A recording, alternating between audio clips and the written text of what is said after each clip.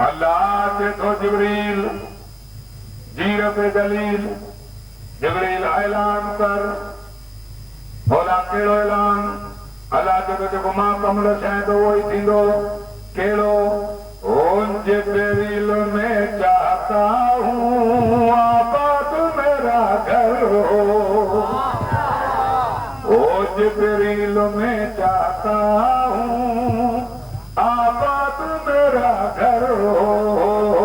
जिब्रील समझौता पाना जिब्रील में चाहता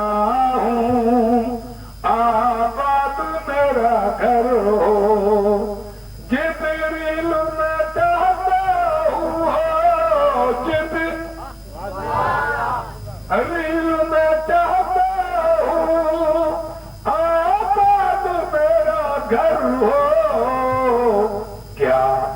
लावल के घर पैदा एक नंदा सा दिल भरो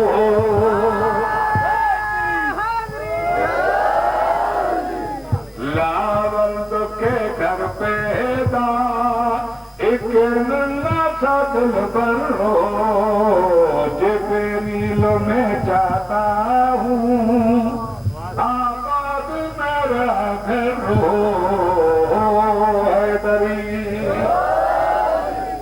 जिब्रील जे तो मौला कई रुकावट हुजे तो मां छा कयां कुछ सिंधी बुजुर्ग सब समझें मौला कोई रुकावट हो तो फिर मैं क्या करूं अल्लाह क्या कहता है अल्लाह छा तो चाहे कैसी भी रुकावट हो रास्ते से हटा देना कैसी भी रुकावट हो रास्ते से हटा देना परवाह नहीं काबा की दीवारों गिरा देना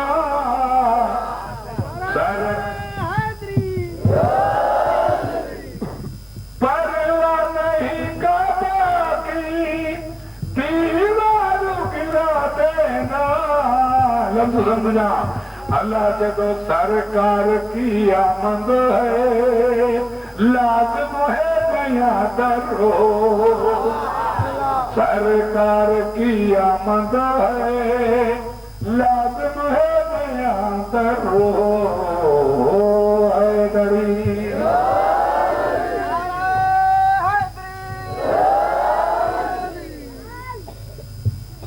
हिकिड़ो में थोरो पढ़ियो न वो कसीदे में चार मिसरा एक पढ़ा ब पढ़ा कर पढ़ण चार मिसरा समझो ॻाल्हाए कोन हाणे सिंधीअ में ॿुधो सिंधी ॿुधंदव न हिकु अहिड़ो नारो कयो त कसीदो कहिड़ो पढ़ा न न न न न न ईअं हली सुहिणो कोन्हे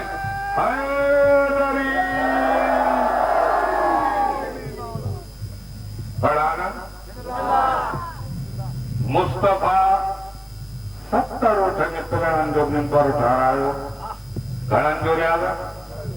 70 उठ अहिड़ी ॻाल्हि ॿुधाए जो नंढे वॾे खे लुत्फ़ न अचे त ज़ाकिर ई न आहे 70 उठ खो हे 1,20,000 हाजिर जो मजमो हो रुगो 70 उठ जो वो जेके टिण कटण कहा भॼण जा पेद हुआ ककड़नि समेत कतल खाई पोइ बि भॼी वेंदा हुआ रसूल चयो लाहियो ई हिननि जा पिलण इन्हनि जो उथंदा लाहियो न को उथंदे पिलण हूंदनि न को भॼी सघंदा तुंहिंजो ऐलान हली हो लहिया मिंबर ठही हो हाणे रसूल सभिनी खे चए जेको ऐलान कयां पिसंद अथव हा साईं उस्ताद अथव हा साईं हाणे ऐलान थो करे कहिड़ो के तोए हाथीअ निमाज़ी फरमान यादि रखजो हे हाथीअ निमाज़ी फरमान यादि रखजो कहिड़ो मिंबर यादि रखजो पोयां नथा ॻाल्हायो शुक्र आहे डॉक्टर पोयां वेठो आहे कुझु हिमत आहे थो पियो बाबा सभिनी जो हक़ नज़र हली सभिनी जो आहे ईअं न हाणे छा थो चइनि हाणे छा थो चइनि चइनि थो ऐलान कहिड़ो एथो मन पूत जो अलीअ खे अॼु मूं ॿधो दानो पंजनि तलनि तो ख़ुशि थी हर को चवे तरानो हीअ ताज पोशी शाही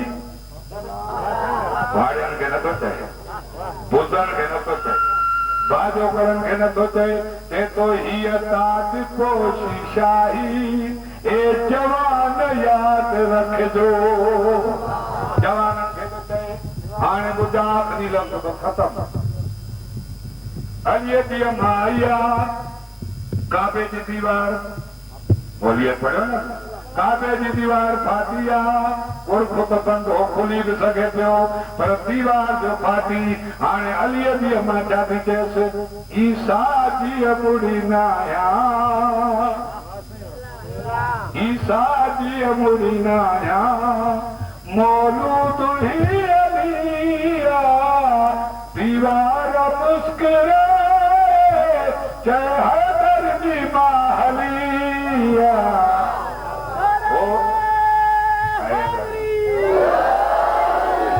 हैदर जे मां जो हाजी अलीअ जी मां न वञा पे हाजी वञनि हैदर जे मां जो हाजी एहसान यादि रखजो।